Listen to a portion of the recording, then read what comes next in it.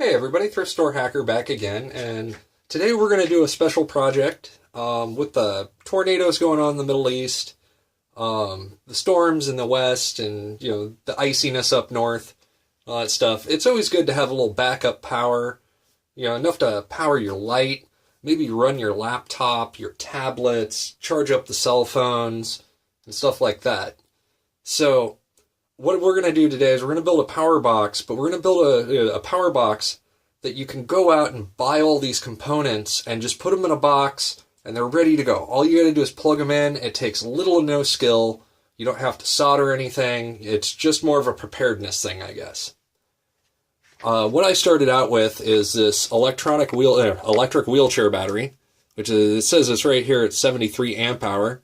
It's a 10, 12-year-old battery, but it's been in continuous service and kept up, so it works very well still. Another thing, have a 15-port USB hub. Didn't really need 15 ports, but it was the one I had lying in the shop, and free is free. So I have this hooked up. There is a AC power supply for it, and we can turn on the USB hub and charge stuff when we have the inverter on. Now, some of the other stuff that we have, you see we have this zip tied to the side of just a milk crate or a storage crate thing. Now we'll move over to the other side here and show you all the components that we need to pick up. Your first thing, of course, is going to be a power inverter. I have this really, it's probably about a 10-year-old inverter now. It's a little die-hard. This is a really good inverter. They do make a newer version of it.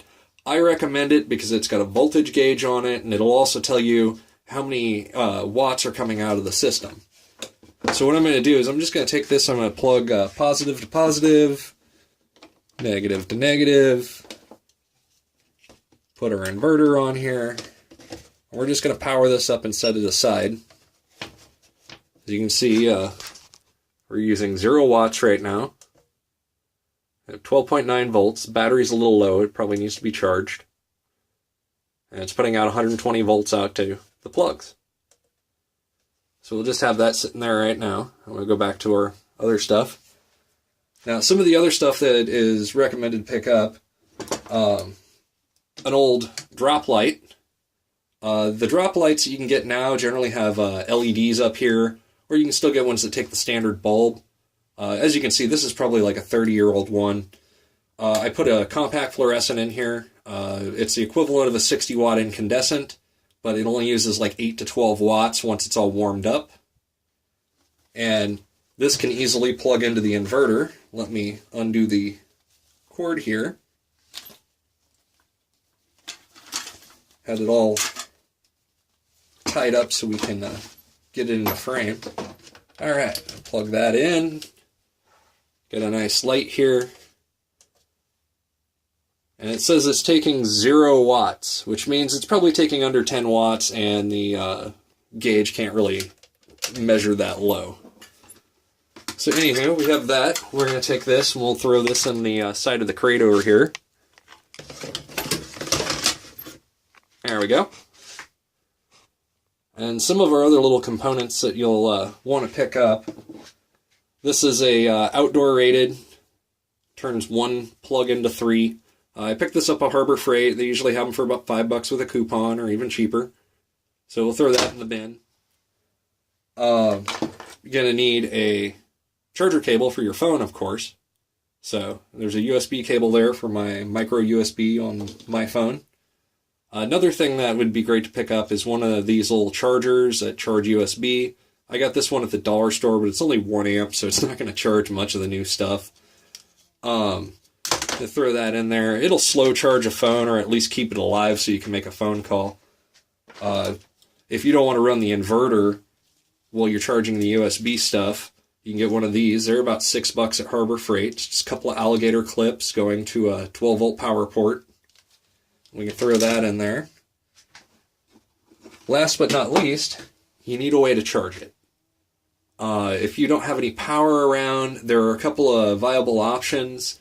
If you run the battery down, one of the things I used to do when I lived up in the mountains is we would take the battery, and when the battery ran down, we would pull our truck, and we had like 2 car batteries sitting next to each other, chained together, We pull the truck up and we put a set of jumper cables on it and run it up to the alternator of the truck, and run the truck for about 45 minutes. Not exactly ecologically friendly, but it's also, you're wasting like half a gallon of gas to charge all your stuff back up, and you're good for another day, maybe 2 days, depending on how you use it. What I have here is, I had this in a previous video. I have a 14.4 volt power supply plugged into this solar charge controller. And this charge controller, we're plugging the wire in where the solar panel goes. So it's just getting consistent power. It thinks it's a solar panel, but all this does is limits the voltage and cuts off the power going to the battery over here when it gets up to its fully charged state. And then we have a couple alligator clips. We can clip this to the battery. And when I'm not using it, since this is only going to charge at 1 amp, this is, it's going to take like maybe 2 days to charge it all the way up from completely dead. But this is a good supplemental thing. You just leave it plugged in when you're not using the battery. It'll always keep it topped off. It won't overcharge it. If you go to Harbor Freight, you can get a battery float charger there for like $10. They always have them on coupon sale. And it works in the same way. It just charges up the battery. Once it gets up to its to the full point, it just sits there, and if it starts drifting off in power, it just provides a little bit more power. But now we have all this in here. Scoot this over a little bit here. It's quite heavy. That battery must weigh 40 some odd pounds. But we can plug our USB in, which is in this mess of wires that I just made. Plug our USB hub in here, and then power up the hubs. And we can plug our shop light in, which, feel free to comment. I know it's going to probably give this video better lighting than it did have. So we have our light here. We'll set that on the toolbox for now. We have our USB hub charged, running with power. So let's grab a charge cable, plug that in, plug in this ancient cell phone I got here. It's a Samsung Galaxy S. No number after it. It's the one that started the whole rage, I guess. We got that charging up, and as you can see, we're using 22 watts of power to charge the phone and use the light over there. Let's see if we can find something else we can plug into it right now. I do have somewhere in the shop here. Here it is.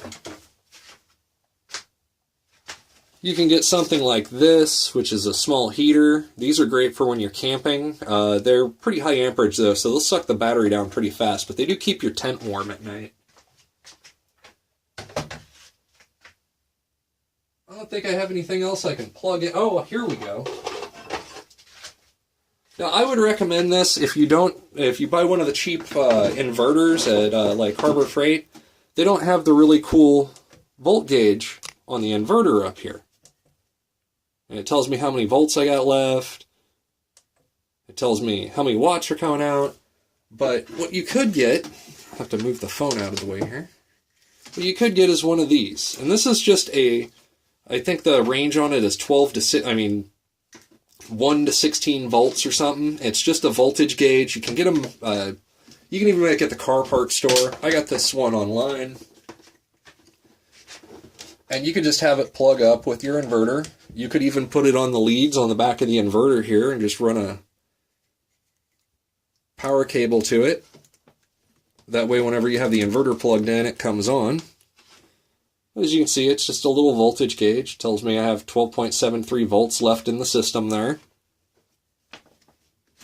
And you can have this off Amazon for about $10. They're really handy to have.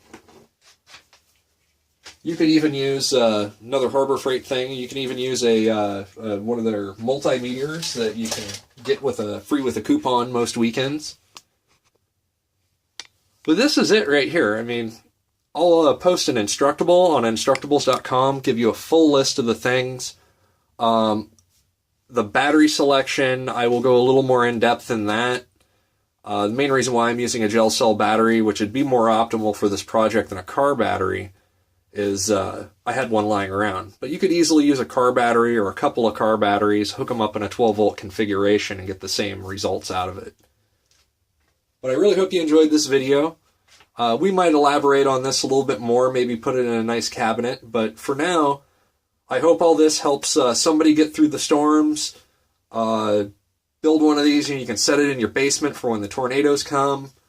Anytime you lose power, you can have this sitting fully charged because you got a float charger on it, ready to go, and you'll have, if you run, just charging cell phones and running a small light or something like this, it'll probably provide you with at least 20 hours of power.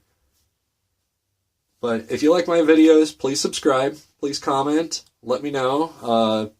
Any projects that you have any ideas for that you want me to look into, maybe I can do a video. But have yourself a good afternoon.